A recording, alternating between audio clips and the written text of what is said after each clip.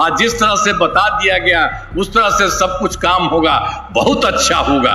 तो समझ में आ रहा है ना जी? खड़ा होकर के बोलो, ठीक ना है? बता रहे हैं ना, हम आते हैं, आप लोग और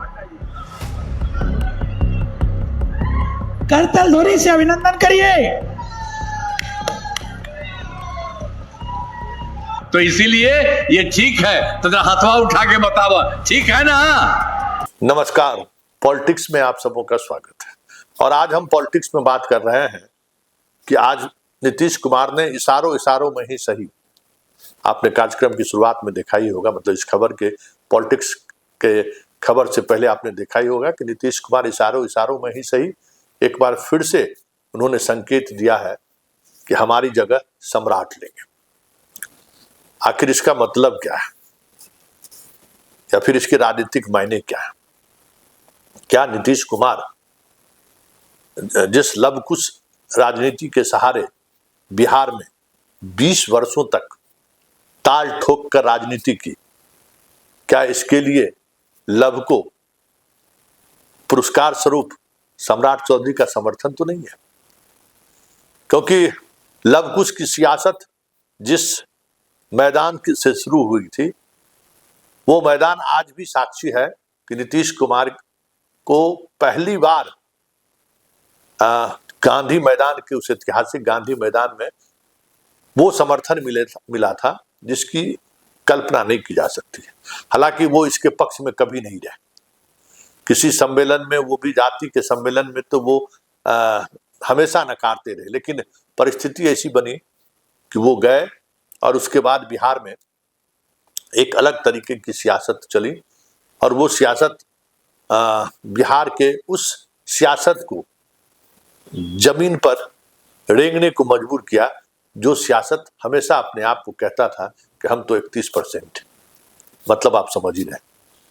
लेकिन एक सवाल और है कि इसको आप सीधे तौर पर कह सकते हैं कि लव को उन्होंने पुरस्कार स्वरूप सम्राट का समर्थन कर उनके ऊपर जो जाति का एहसान है, उस एहसान को चुकता कर रहे हैं। लेकिन करीब से इस खेल को जानने वाले लोग यह भी कर रहे हैं कि यह अलग बात है कि सम्राट चौधरी मुरेठा बांधे थे, नीतीश के हटाने की कस्में खाए थे, लेकिन जब दूसरी बार जब नीतीश के करीब वो आए, तो आप कह सकते हैं कि केंद्र की मोदी सरकार या फिर मोदी और शाह नीतीश कुमार को फिर से बिहार के मुख्यमंत्री के तौर पर ना तो वो घोषणा करने को तैयार थे और ना ही उसको स्वीकार करने को तैयार थे। जो जानकारी हमें है, उस दौर में सम्राट चौधरी बेटे की तरह नीतीश के साथ खड़े रहे, छोटे भाई की तरह आप कह सकते हैं कि वो खड़े रहे। और केंद्र की मोदी सरकार कहिए या शाह को कहिए, वो मनाने में कामयाब हुए कि फिलहाल इनको बने रहने दिया जाए। चुनाव हम इनके नेतृत्व में लड़े हैं और हम लोगों ने बिहार की जनता को भरोसा दिलाया है कि नीतीश कुमार ही अगले मुख्यमंत्री होंगे।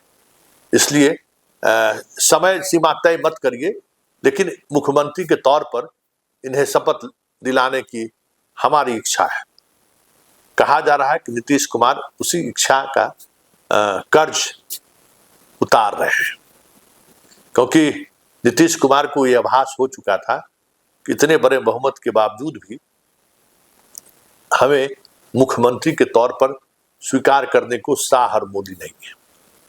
बात सिर्फ इतना ही नहीं थी, मोदी और शाह के इस चुनाव कैंपेन के दौरान नीतीश कुमार के नाम की घोषणा नहीं करने के पीछे की जो वजह थी, वो फिर से शामिल होने के बाद जो स्थिति उत्पन्न होकर हुआ, नीतीश कुमार जिस तरीके से कामकाज नहीं कर पा रहे थे, सरकार प्रशासनिक महकमे में जिस तरीके से अराजकता फैलती जा रही थी, कुछ खास आईएएस अधिकारियों द्वारा जो खेल खेला जा रहा था, ये सारी चीजें का गवाह सम्राट चौधरी थे।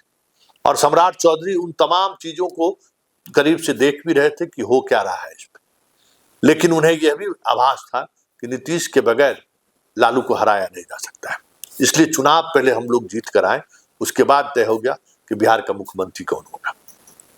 लेकिन केंद्र के उस दृढ़ संकल्प के बावजूद भी सम्राट ने मोदी और शाह को यह मनाने में कामयाब रहे कि नहीं, प्लीज इनको थोड़ा, अभी हम लोग नई सरकार बना रहे हैं और इनके नाम पर हम लोग चुनाव जीत कर आए हैं, अच्छा मैसेज नहीं जाएगा। ये जो खबरें हैं या ये जो बातें सामने आ रही हैं, कहीं न कहीं नीतीश कुमार आज उसी एहसान का कर्ज चुकता कर रहे हैं, ऐसा भी लोग कह रहे हैं। लेकिन इन दोनों बातों से इतर जो सबसे महत्वपूर्ण बात है, क्या सम्राट चौधरी के सहारे बिहार की राजनीति को साधा जा सकता है? क्या सम्राट चौधरी में नीतीश कुमार की तरह राजनीति का जो चाणक्य कहा सकता है, क्या वो शैली उनके पास है? कि वो समझदारी है?